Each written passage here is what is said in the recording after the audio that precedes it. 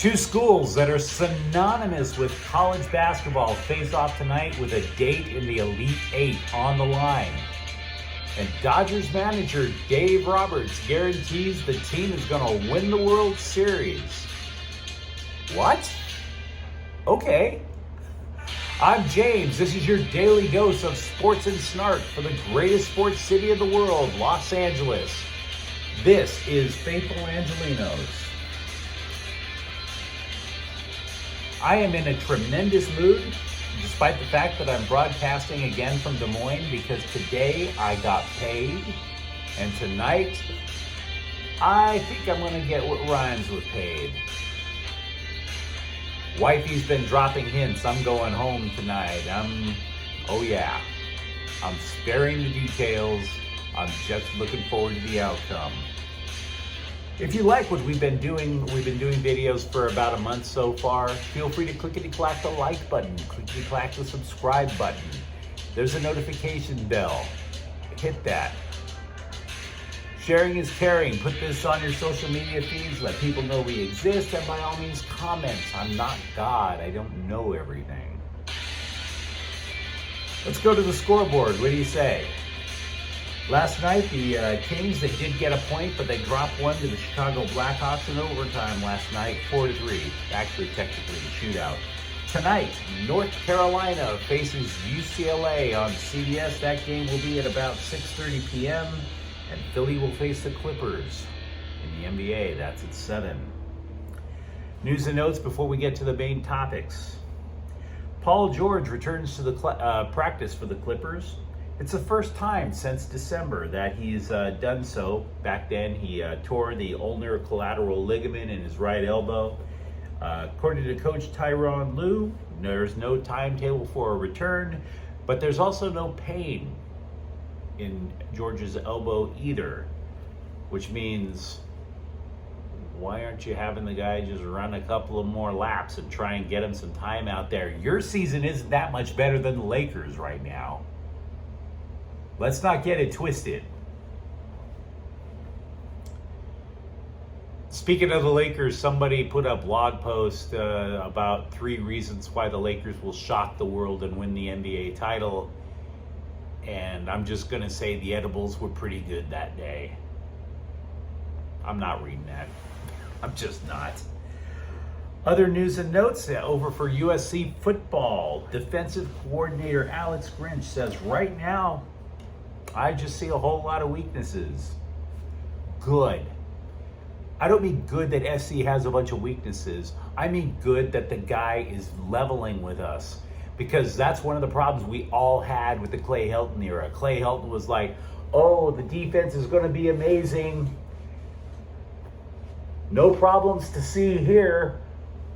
We're going to have the next Ronnie Lott in the defensive backfield. Yeah. Oh, our offense, they don't make mistakes.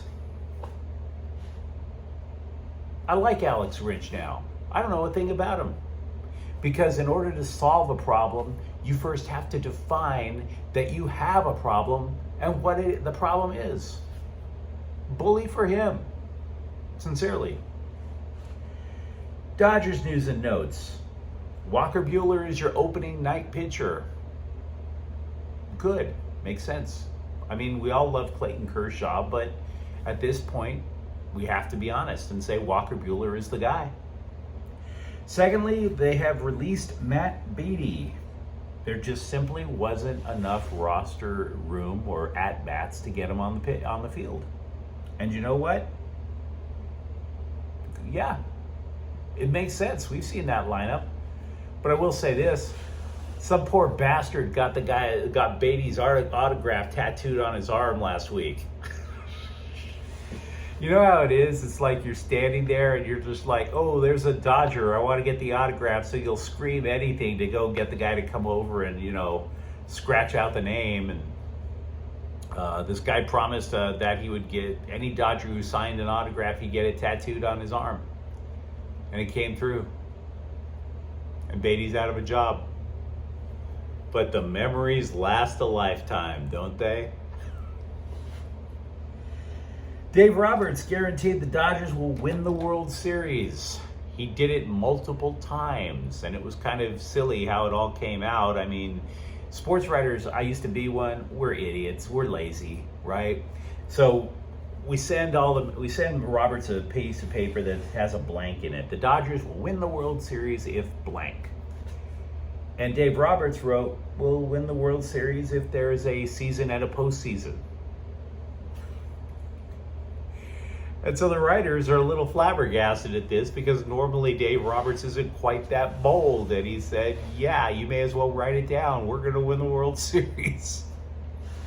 And then, of course, they pressed him on it, and he backtracked slightly. He was like, oh, okay, we'll win if the rotation stays healthy. But do you really think the Giants or the Padres or anybody in the American League is like, yeah, the Dodgers will win if their rotation? No, they're pinning the guarantees up on their bulletin board. That matters too, okay?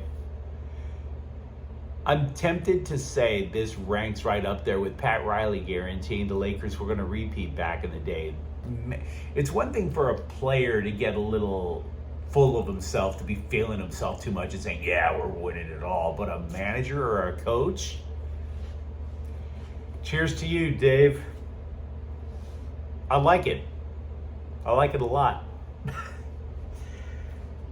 I am really looking forward to seeing the Bruins play the Tar Heels tonight, aren't you? Because this is a game, just the history of the programs, right? Whenever you get a team, it's one thing for a team to come out of nowhere and be amazing for a year or two, but the history, you can just rattle off names that are just basketball Hall of Famers for both sides, for both UCLA and North Carolina. That's what has me geeked, man. This is kind of like one of those Greek god-like things that you read about in fables and fairy tales and whatnot. And that's cool. I like it. And the thing is, both teams are actually evenly matched. They both are going to wind up playing a physical game tonight. They both play terrific defense. UCLA is in the top 15 in the nation, and North Carolina is in top 10 in rebounding and something called defensive efficiency, whatever the hell that is. Neither one turns the ball over a lot. Both of them force turnovers, and they're neither one of these teams are one-dimensional on offense either. They have options. It's not just one guy dragging them to the finish line. So the team stats are remarkably similar that I've looked at, except for points allowed, which we'll get to in a moment. For UCLA to have a really good shot to win, Jaime Jaquez Jr. has to play, not only just play, but play effectively, because he's also their best defender.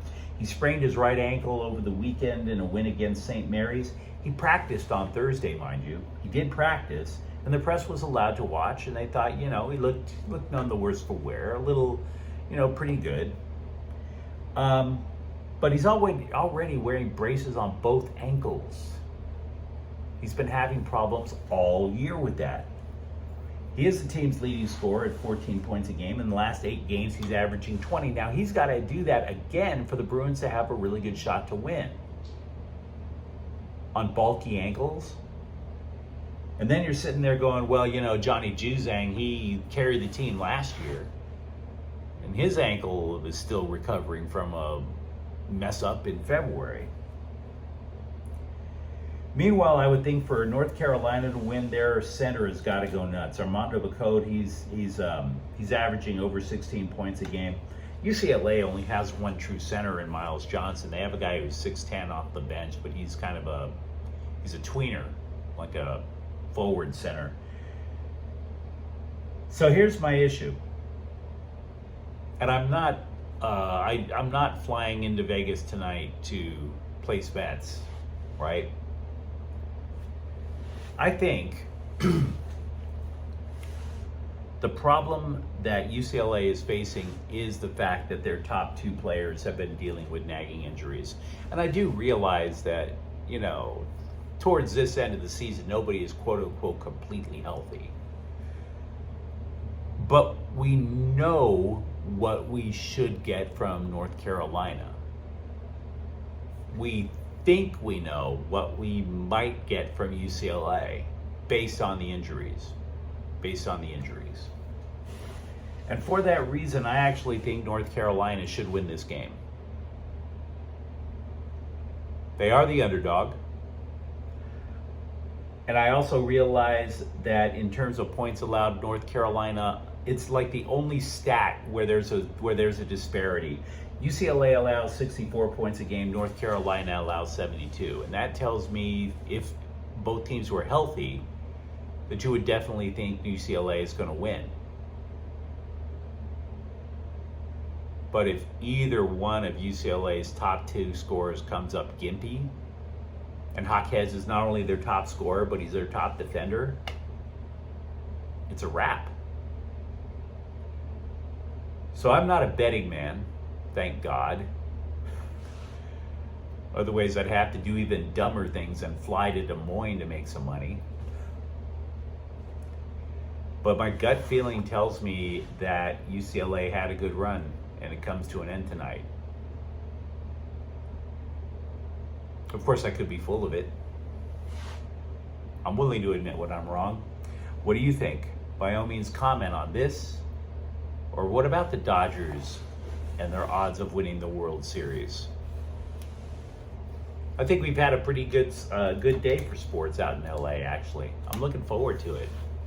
Even if I am wrong about UCLA. You tell me what you think. Now, if you enjoyed today's episode, by all means, like it, comment on it, subscribe to the channel. We're always trying to build something over here at Faithful Angelenos.